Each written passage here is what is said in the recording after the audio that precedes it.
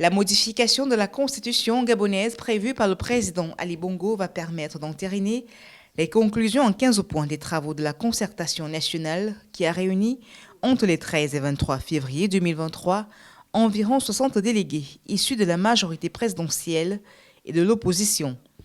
Le comité de suivi de mise en application de ces recommandations, chapeauté par le Premier ministre, sera comme souhaité par les parties prenantes à la concertation inclusive avec des rapporteurs et des membres issus de l'opposition et de la majorité présidentielle. Pour le Parti démocratique gabonais, PDG, parti au pouvoir, il faut pouvoir consolider tous ses acquis et surtout tirer tous les bénéfices, notamment économiques, que vont engendrer certaines dispositions comme le retour au scrutin direct à un tour. L'élection n'a pas de prix, l'élection a un coût. Et si l'élection a un coût, il faut le supporter, il faut le financer.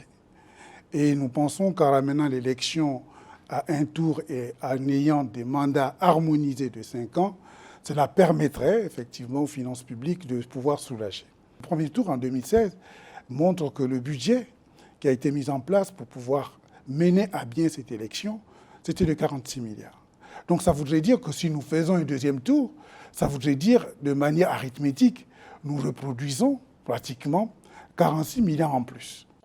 D'un point de vue purement politique, le Rassemblement pour la patrie et la modernité, RPM, et le Gabon Nouveau, parti de l'opposition qui n'ont pas pris part à la concertation, parlent d'un recul démocratique et restent prudents sur la portée des travaux de la concertation nationale sur le déroulement des élections générales prévues cette année 2023.